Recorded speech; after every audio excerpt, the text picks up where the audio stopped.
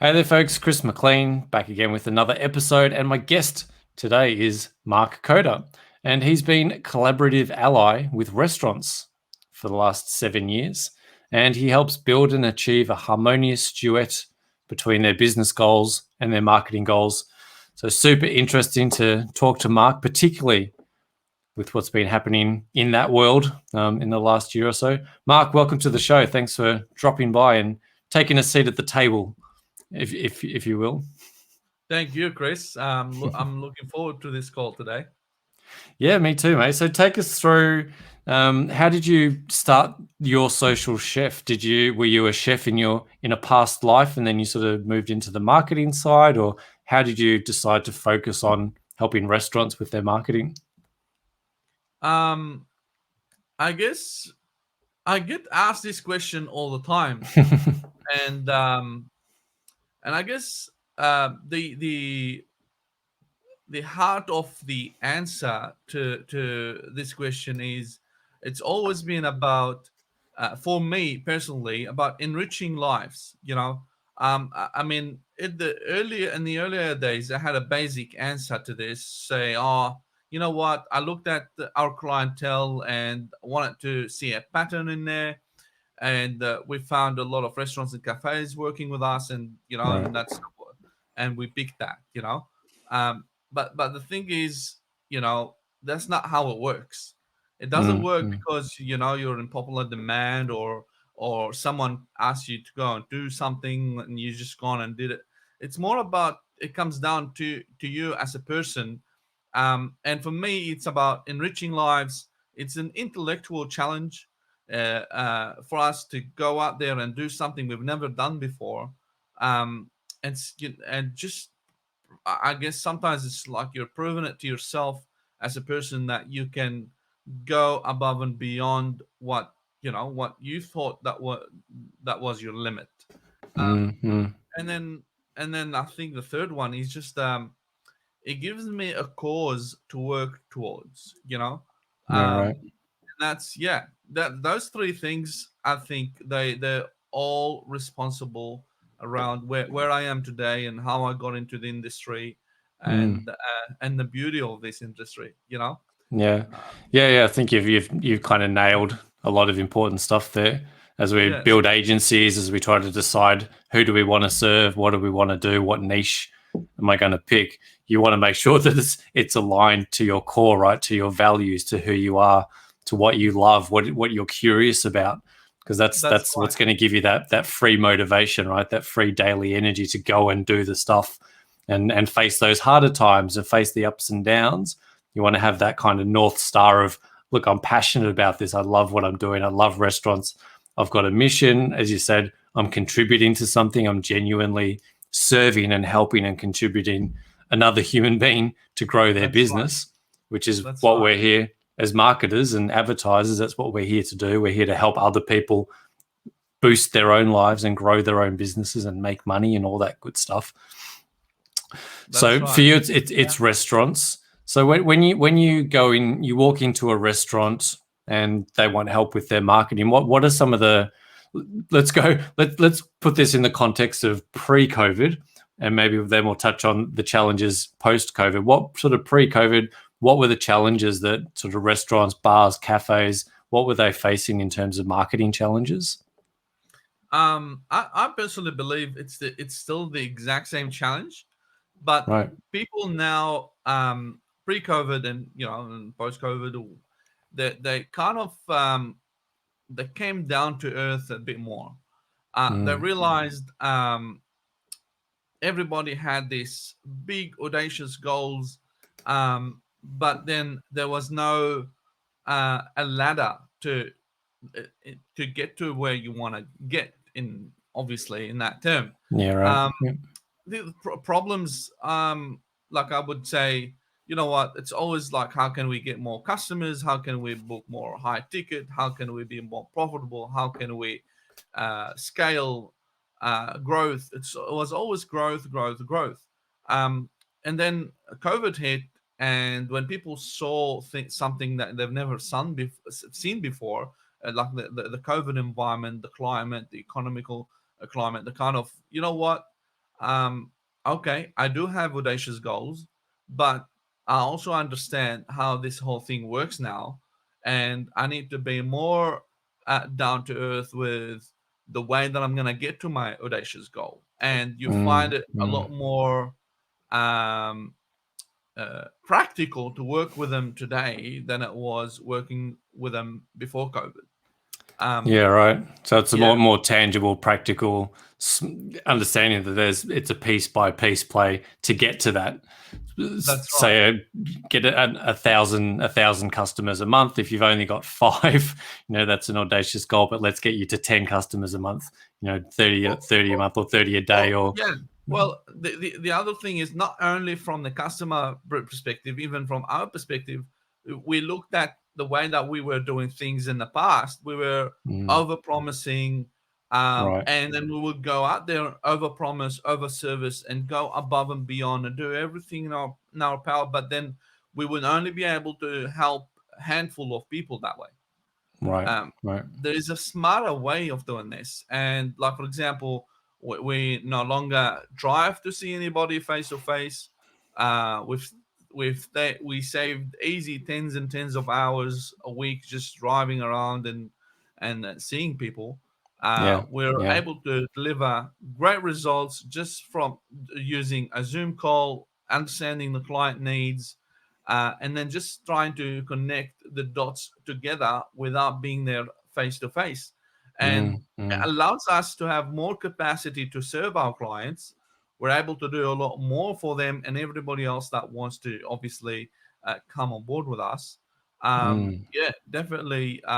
This helped a lot. So from both sides, not just the Yeah. client side.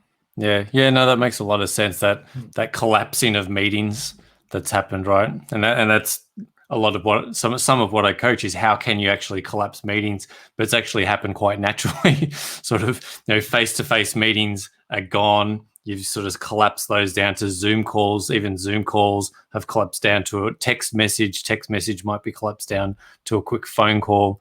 So you're sort of getting the really looking at what's the minimum effective dose, what's the least I can do, and then if you're doing that, you're buying back that 1 or 2 hour return journey that it might take you to drive to a client, have the 1 hour meeting, drive That's back right. another hour. That's 2 hours you've now got free either for other clients in your agency, to work on your agency, to build your own marketing presence out, or to serve that client, right? Instead of giving them 1 hour, you can now give them that 3 hours of your time. So I like really like what you're saying there. That you're sort Yeah. of seeing I that mean, with your own process. you're still working harder but smarter. You Mm-hmm. know, it's not, you're still working hard but smarter, and you're not taking shortcuts, you're taking smart cuts. And there's a book, by Yeah. the way, it's called Smart Cuts. It's a really good Yeah. book to Okay. Cool. um to read. But yeah, exactly. Mm. Yeah. I mean, you're essentially buying back that time, and if you put it in that, if you frame it, obviously how you're framing it, that I'm cutting out meetings, I'm cutting out all this kind of unimportant busy work. If I can now reallocate that time to more important tasks, And you have to enforce it. yeah, you got to You be have very to enforce diligent it. and strict Yeah. about it. Yeah. Now that COVID is more relaxed and people they can meet face to face, and you can bring back what the thing that was back in the day, but you have to stick to your guns, enforce it with everybody. And that not only because you don't want to serve them, you will be able to serve them much better with much higher quality if you can expand your capacity. Mm. That's what you're doing, and they need to understand that. You need to help them understand that. Yeah, yeah, I love that. That's a really important distinction to make.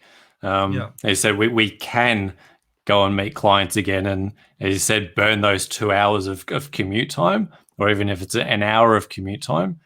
If you're positioning that with the client, I think that having that conversation up front, saying yes, I can come and meet you at your office, or I can sit here and we can do it in a 30-minute Zoom call, and I can spend 3 hours working on your campaign. Which That's one right. would you rather have? Which one, you know? Yeah, Um, yeah. No, I yeah, love how you're sort of framing that, and that you're positioning that with your clients to make that real important distinction of, look, I'm here. Yes, I'm still going to serve you. I'm actually going to serve you better by intentionally not coming to see you. We can get that's done right. what we need to do on a Zoom call, on a phone call, on a text message, and I'm going to spend the time actually working on your work, And working I'm on your gonna tell you, business. most of our clients, and obviously all of them, that all understanding, they all understand exactly what we're talking about because they know us and they understand how we roll. But anybody Mm, that new that comes on board that don't understand who we are and what and what we can bring to the table. Sometimes they're, but not all of them. Like maybe I would say 1% and 2% they're like, not sure, and yeah. that's fine. We're not going to be able to resonate with everybody, and that's not normal. That's natural. Yeah, but I think if you have that conversation early, and that's part of your onboarding, and that's just part of right, you have that conversation up front and say this is how we operate, and here's the benefit of that. Yeah, Yes, when we're going to have less personal face to face time, but I'm still here. Here's when you can contact me, and that's the time that I'm saving. I'm investing back in your business. that's right. That's right. Mm. And I think also, for agency owners out there, they can see that dual benefit of, say, I had an hour commute. I'm going to commute an hour, work with the client for an hour, commute back an hour. That's maybe an hour I can spend on the client work. But then there's also an hour that I've just brought back for me to work on my business, right? To do Yeah, some strategy, to do some systems, to do some client acquisition, right? So and if you you know can, what? Most clients, they're happy with that because then they realize, oh, I can do that from my bedroom. I can do that mm, from home. I don't have to drive all the way to the restaurant. I don't do it. So they're realizing all that sort of stuff. Even mm, like uh, a few years ago, when we kind of, when you're new and you're trying to communicate with everybody 24/7, everybody can reach out to you. So when we took that off and we changed it to mm, the status quo of the 9 to 5 kind of thing, and that there's no more weekends communication. I mean, it's healthier for everybody because yeah, why would you want to be talking business 24/7? Why do you want to be talking business on the weekend? You should be spending it with your family as a client. You should be maybe relaxing or winding down, or just being at the at the restaurant, doing your thing, off the grid, no communications, no technology, and just do your thing. You'll find mm, yourself a lot more happier, and that worked, and that worked. It's just about, yeah. as again, reframing it and helping everybody understand there's always a better way. Yeah, because we're time poor, right? And time is the one asset that we can never get it back. So if we're burning hours on unimportant stuff or busy work or stuff that just makes us feel like we're crushing it because I worked on something until midnight, just because Yeah, I could have you could just have I could have easily, saved it for tomorrow, gotten up a bit earlier and yes, just and done it yes, in 25 minutes because I'm done. more more Yeah, focused, right? like Than even with myself, I'm up by 6 a.m. most days, which I've never done that a few years ago. yeah, I used to always wake up late, but now 6 a.m. is my average, and by 9 I'm already done for the day. yeah, And then just from 9 to during the operating hours is just obviously managing the team, running operations, making sure everything is under control. mm, But I'm not I'm not here for late nights. I'm not here on the weekends anymore. All of that went out of the window. It's not yeah. there anymore. Yeah, I love that you're a living case study for this stuff because it's almost the reverse, right? It's a bit of a flip for a lot of particularly creative agencies for advertising for that traditional big agency model that says hustle, grind 24/7, 365, work until 3 in the morning on pitches.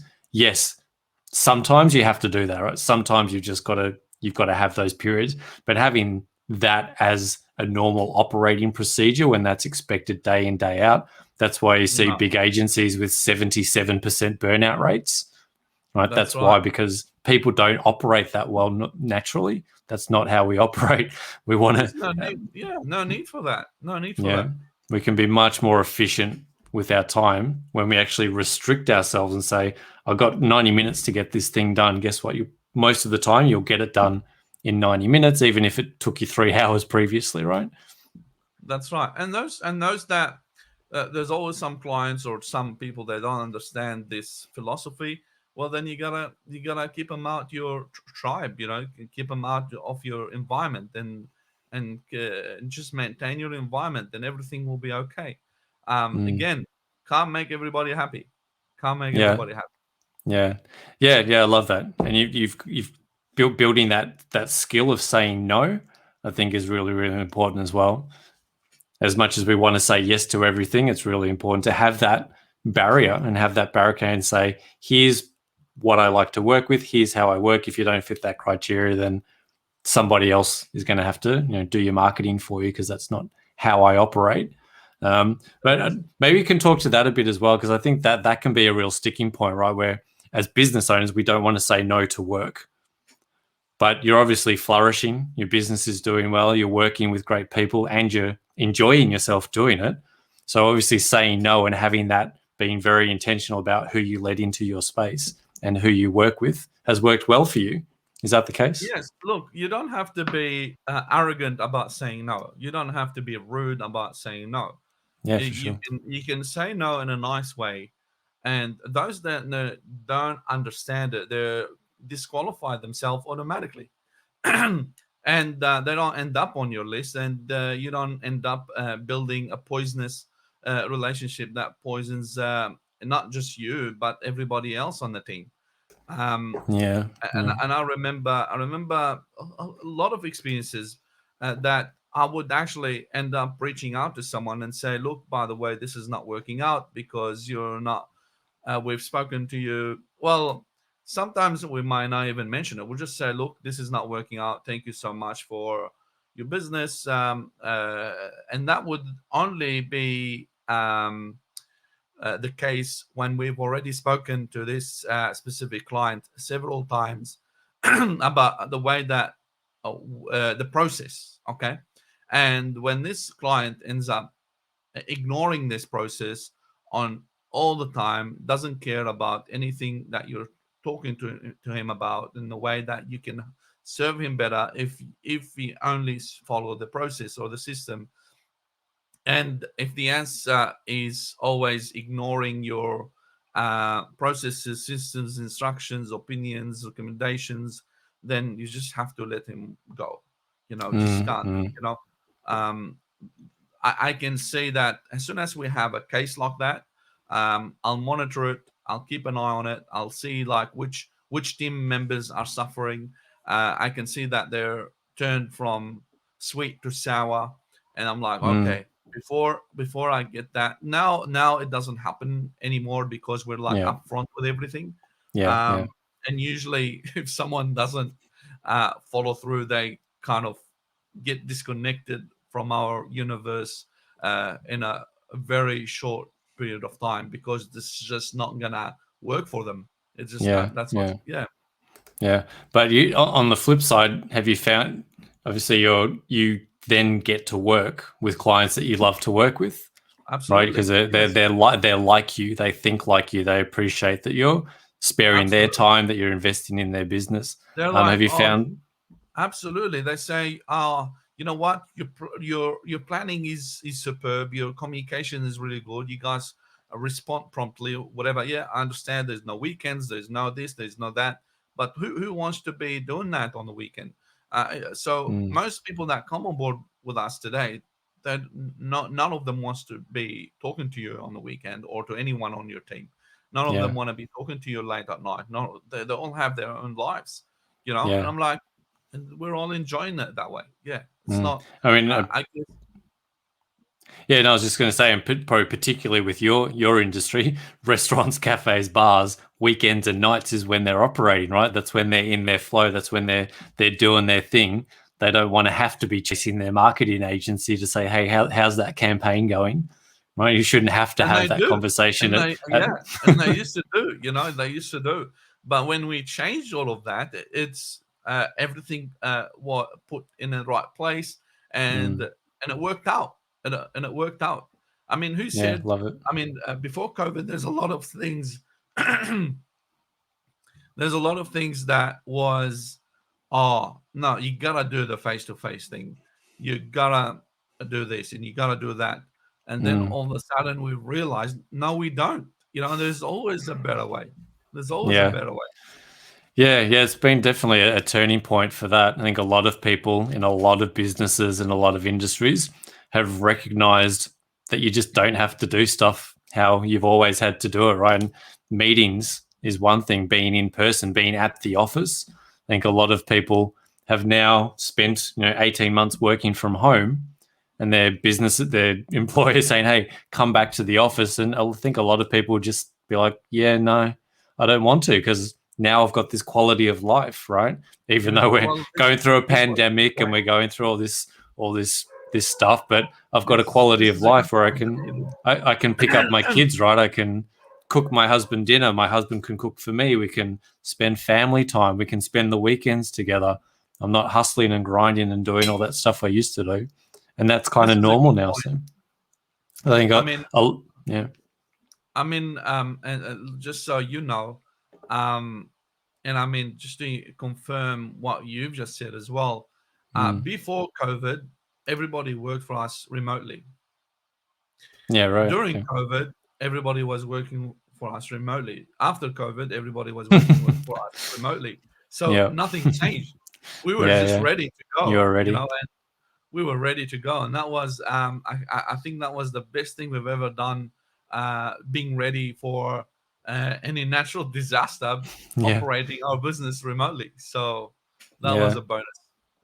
yeah. I mean, and it's great that you were prepared for that and you kind of maybe saw what was coming and you sort of saw that trend. But there's a whole lot of people and a whole lot of businesses, and I imagine, again, particularly in your space, in that restaurant, retail, hospitality space, that have been forced to do that now and forced to come to terms with, well, actually, my staff can't come to work, or if I can only have half of my staff in at a time, and people are working from home, and And my they were restaurant's lost and shut they for were 6 months, right? unproductive. And Yeah, it's yes. shut down for 6 months, and all this kind of restrictions and stuff. Are you now able to take, obviously, a lot of this thinking and the practice that you've had by doing this pre-COVID into your clients and help them actually rearrange their businesses as well as help with their marketing? Can you kind of consult to them on that perspective as well? Sometimes we do. Depends on case by case scenario. Mostly, obviously, hospitality. They all need to be there face to face. But the only Yeah. person that, I mean, when there are people that you don't need to meet face to face, you can just do a Zoom or something. But it's still, there's a lot of service providers that they actually prefer themselves to go and access and visit the venue. Yeah. They just don't know. They can't get their head around how can they do this remotely and still keep that client on board. They think, oh, if Mm. I'm gonna do this, I'm gonna lose my client. Um, but you know what? That's their problem to solve, I guess. Yeah, well, that's just kind of the world that we're in now, right? And this Yeah. isn't going to change anytime soon. So having some kind of remote capability in your agency to connect in, I think most agencies are pretty quick at picking this stuff up, particularly in the digital space. But yeah, I think that there's potentially some out there that haven't quite got to grips to how do I keep that humanness, right, with that on a Zoom call, in a Slack group, Yeah. a WhatsApp channel. How do I keep that connection? Is it going to be the Well, same? Am I going to be able look, to? there's always time and place for everything. You want to do business, and it can be done on Zoom, and we can get better results. Let's do Zoom. You want to see me face to face? I want to see you face to face. Take out the business part. Let's Yeah. go out. Let's enjoy our times. Let's have dinner somewhere. Let's relax. Let's connect on another deeper level. Because Mm, we're working on your business. We're probably business partners. But do you really only want to see me when there is business? I think that we do build friendships sometimes with, mm, obviously, some yeah. clients and most clients. So why don't we expand and on this friendship? Why don't we go out somewhere, enjoy ourselves, and you know what? The next Zoom meeting will probably be a lot more productive, Yeah. because there's you feel like there's more trust now. You Mm, understand me, I understand you. We know the background. You know the background of my life. I know the background of you. You know, We don't have to Yeah. get into all the nitty gritty stuff, but it's still and this is what I've been doing, and I thought this is a wonderful way to build relationship without being Mm. always talking business. You know? Yeah. Yeah. I love that. I love that separation between genuine Yes. human connection and I mean, friendship and social with business. When we're business, we want to be, let's save everyone time and minimize everything and just optimize for the end result, which is money in your business. Let's optimize for that rather than that's right. That's coming and right. seeing you just for the sake of coming and seeing you and having a meeting. Let's That's optimize for right. that. In our social condition, let's optimize for friendship. I'll come down to the restaurant and have a meal, and we'll have a wine, and we'll have a chat and learn about each other. But yeah, I mean, I love that separation you're yes. making there. And to expand on that point, if you look at the super rich or the super successful, the 1%, when they go out there and they're dining or doing golf with any business partners or service providers or vendors, they don't speak business. They Mm. don't. Yeah. They keep business for in a business environment, business climate. But when they do make time to expand their friendships, get deeper into that relationship, understand each other more, and let's go out there and talk. I remember I've heard a story once um, about a guy was working with his the person that hired him. They were like the 1%ers, and he wanted to speak business where while they were playing golf. And he turned to him and he said, "David, you do understand when somebody speaks business during a golf game, you're either desperate or you're not making money or you're in trouble. You know, nobody speaks business during a golf game." And this guy ends up Mm. getting Nice. fired or whatever because he didn't have the right attitude. And there was something weird. But yeah, and I'm like, you know what? This is so true. This is so true. And Yeah. Yeah. why we're doing it then? We should do. There's always a better way. There's always a better way. Mm. Yeah, I love that story. It's a great analogy, and it speaks to that ability to separate business from play. And when you're in business, you're just in business and you're binary and you're optimizing for business results, getting stuff done, doing what you need to do. But then you also need to switch and be binary about play and recovery and socializing and having that human connection. So yeah, That's don't right. do business. Doing business on the golf course is about the relationship and the person and the human. It's not about the facts and figures and the dollars, and that's how business gets done in the real world. So yeah, That's right. really cool story. This has been an awesome chat, Mark. Really appreciate your perspective and your opinion, and that you're a living case study for a lot of the stuff that I'm out there trying to convince agency owners that they need to get done. So really great to hear from you. Really appreciate that you're living this Wonderful, Chris. stuff and you're getting it baked in, and that you're seeing great success with it as well, and that your clients are seeing success and everyone's happy. Thank you, Chris. Thank you very much for your time today. Pleasure, mate. If people want to find out more about you, find out about your social chef, if they're a restaurant, cafe, bar, they want to boost their social and engage with you, where's the best places for them to come and find you? Definitely go to yoursocialchef.com and get yourself a complimentary strategy session where we get on a Zoom call and then we dissect your business one step at a time. And that's where the value is. Awesome. Awesome. So go check out yoursocialchef.com. I'll drop all of those links in the show notes so you can go and connect with Mark if that's interesting for you. Awesome conversation. Really appreciate your time, Mark. Again, yeah, I think this is really critical stuff. It's quite divergent and quite different from how a lot of agencies tend to set themselves up, and particularly in the world that we're living in.